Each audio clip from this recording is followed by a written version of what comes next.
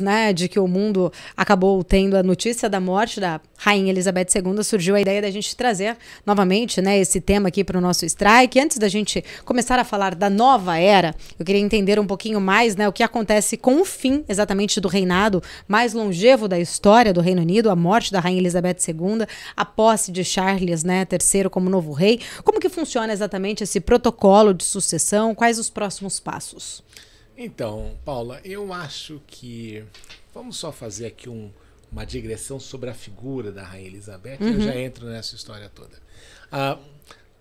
O pai da Rainha Elizabeth e a avó da Rainha Elizabeth nasceram no século XIX. Ela viveu durante 70 anos, a maior parte deles no século XX.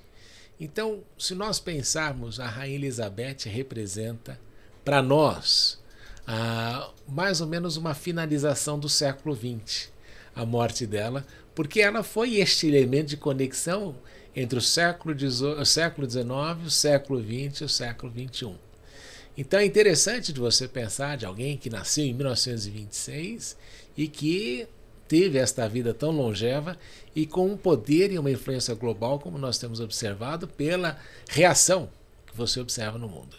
Então, é um processo muito interessante de você ver alguém que teve tamanha exposição global e agora o filho, com 73 anos de idade, um amigo meu chamou de um estagiário que mais tempo ficou na função, esperando por isso, e ele assume agora o trono como rei. Claro que num tempo monárquico diferente da mãe, né? Ninguém imagina que ele vai viver aí até os 140 anos para ter 70 anos de reinado, e o filho com 40. Então já evidencia que vai ser um monarca de transição, não é? Aí os anos que ele estiver à frente da chefia do Estado britânico. Mas nós vimos que quando a rainha morre, automaticamente, pela regra de sucessão estabelecida, assumiu o príncipe Charles, que virou Charles III, e para os que nos veem em Portugal, Carlos III, né? Filho da rainha Isabel, ou Elizabeth, como nós chamamos aqui no Brasil. Então, o que você nota é que este processo foi muito tranquilo. Só que você precisa, em primeiro lugar, comunicar ao povo.